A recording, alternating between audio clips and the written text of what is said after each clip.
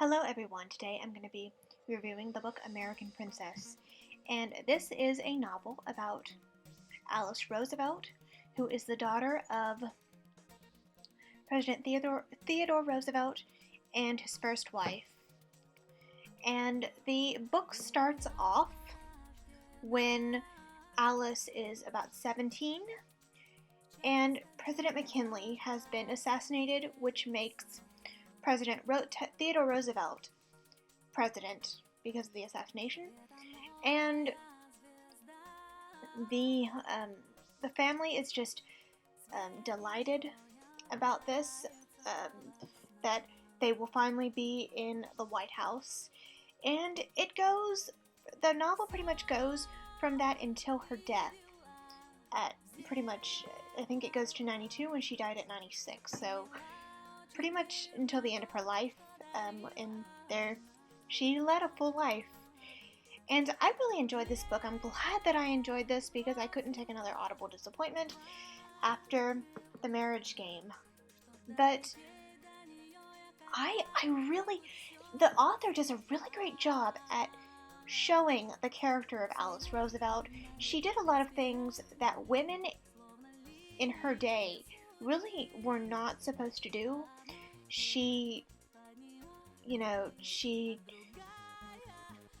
rode in cars with men, which was not okay. You had to be chaperoned in those days.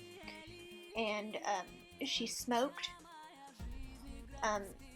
She was really good at finding loopholes. Her father told her, "You're not going to smoke under my roof," and so she went on top of the White House roof to smoke. And one thing that's cool, I find really cool, is first, when she was really young, she met Queen Alexandra and King Edward, and then when she was older, like 90-something, she met our current queen, Queen Elizabeth,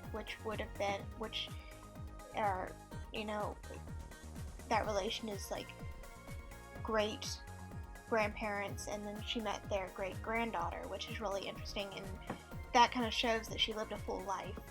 And the novel is also peppered with various quotes that Alice Roosevelt did say. Maybe it wasn't in the exact person that was being said, but it is in there. There's one quote in the novel. She says it to someone else, but there is a quote when she is sitting with Senator McCarthy. If you know anything about the McCarthy trials, she was sitting with Senator McCarthy, and Senator McCarthy said something to the line of, "Well, oh, you're my date for this evening. I'm gonna call you Alice." And she shoots back. She had a really good wit. She spoke her mind, and she shoots back, and she goes, "Senator McCarthy, the trash man and the policeman on my block can call me Alice, but you can call me Mrs. Longworth," which is really funny. And then this isn't in the book, but there was a altercation. She was going to an appointment, and she had a black taxi driver, and when this incident happened, this was during the Civil Rights Movement. And so, black people were treated like second-class citizens, which is really, really horrible.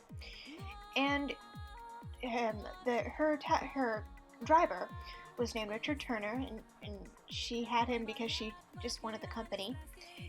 And he accidentally pulled up in front of a white taxi driver, and the taxi driver gets out of his car and demands of Turner, and I quote, "What do you think you're doing, you black bastard?" And, Richard Turner didn't really say anything, and Alice shoots back with her Alice-ness and says, "He's taking me to my appointment, you white son of a bitch." I'm glad, I like that. I love that it shows, loyalty, which is really great. And this book really does, she does a really good job of understanding Alice's faults and Alice's, she wasn't, she really was a lot like her father, which wasn't, in those days, wasn't a good thing. She was supposed to be more feminine, I guess, and she was really a lot like her father, which in those days, it really didn't do good in those days for that, and which is really, really sad that she didn't have the relationship with her father that she wanted to. And also, when she got married, she was politically torn between her husband and her father, and she became loyal, of course, to her father, and that really shows as rifting the marriage. But I won't give too much away. But this book is really good. If you want to know more about American history, I would definitely pick up this book. I didn't know too much about the history of politics. I knew that Theodore Roosevelt was a Republican, but it seems like from some of the things he did, it seems that now that would fall into more of the Democrat camp. I'm not really sure if politics, the desires of the different parties have changed, because he was big into conservation, which sounds more like nowadays would be in the Democrat camp. So I'm not really sure about the history of politics. Let me know. I really don't want to bring politics in this channel, because it's really not religion and politics, things you're not supposed to talk about, but I don't really understand. So if you are a political science major, let me know. I think that'd be really interesting. And don't get too heated in the comment section if we start this little conversation. So this book is really good. The author did a really, really great job, and I enjoyed it.